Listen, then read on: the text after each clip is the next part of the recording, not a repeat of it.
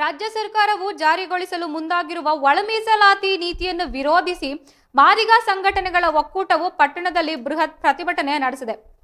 ಸರ್ಕಾರವು 56,432 ಸರ್ಕಾರಿ ಹುದ್ದೆಗಳನ್ನು ಭರ್ತಿ ಮಾಡಲು ಹೊರಟಿರುವುದು ಮಾದಿಗ ಸಮುದಾಯಕ್ಕೆ ಮರಣ ಶಾಸನ ಬರೆದಂತೆ ಎಂದು ಪ್ರತಿಭಟನಾಕಾರರು ಆಕ್ರೋಶ ವ್ಯಕ್ತಪಡಿಸಿದ್ದಾರೆ.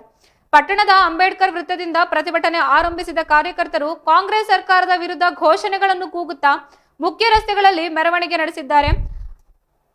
ನಂತರ ಅನಂತರಾಮ್ ವೃತ್ತದಲ್ಲಿ ಕೆಲಕಾಲ ಮಾನವ ಸರಪಳಿ ನಿರ್ಮಿಸಿ ರಸ್ತೆ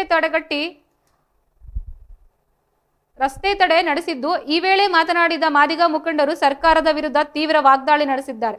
ಪ್ರತಿಭಟನೆಯನ್ನು ಉದ್ದೇಶಿಸಿ ಮಾತನಾಡಿದ ಮಾದಿಗ ಮುಖಂಡ ನಡಕಲಪುರ ಮಂಜುನಾಥ್ ಅವರು, ಚುನಾವಣಾ ಸಮಯದಲ್ಲಿ ಒಳ ಮೀಸಲಾತಿ ಭರವಸೆ ನೀಡಿದ ಕಾಂಗ್ರೆಸ್ ಸರ್ಕಾರವು ಅಧಿಕಾರಕ್ಕೆ ಬಂದ ನಂತರ ಈ ಭರವಸೆಯನ್ನ ಈಡೇರಿಸಲಿಲ್ಲ ಎಂದು ಆರೋಪಿಸಿದ್ದು, ನ್ಯಾಯಾಲಯವು ಒಳ ಮೀಸಲಾತಿ ನೀಡುವಂತೆ ಆದೇಶ ನೀಡಿದ್ದರೂ ಸರ್ಕಾರವು ಅದನ್ನು ಜಾರಿಗೊಳಿಸದೆ 56,432 ಹುದ್ದೆಗಳನ್ನು ಭರ್ತಿ ಮಾಡಲು ಮುಂದಾಗಿದೆ ಎಂದು ದೂರಿದ್ದಾರೆ.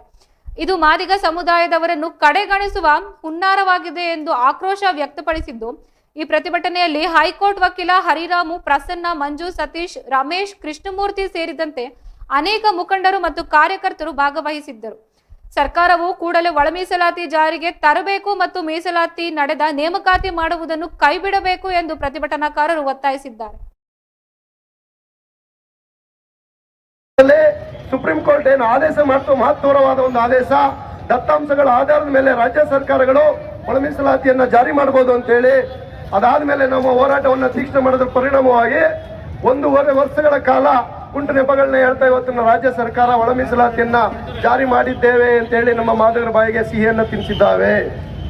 ಆ ಒಳ ಮೀಸಲಾತಿಯನ್ನ ಜಾರಿ ಮಾಡಿದ್ದೇವೆ ಅಂತ ಹೇಳಿ ಕೊನೆಗೆ ರಾಜ್ಯಪಾಲರದ ಅಂಕಿತವನ್ನು ಕೂಡ ಪಡೆದು ಆ ವಿಧೇಯಕವನ್ನ ಕ್ಯಾಬಿನೆಟ್ ನಲ್ಲಿ ಮಂಡನೆ ಮಾಡಿ ಒಳ ಮೀಸಲಾತಿ ಜಾರಿ ಆಯ್ತು.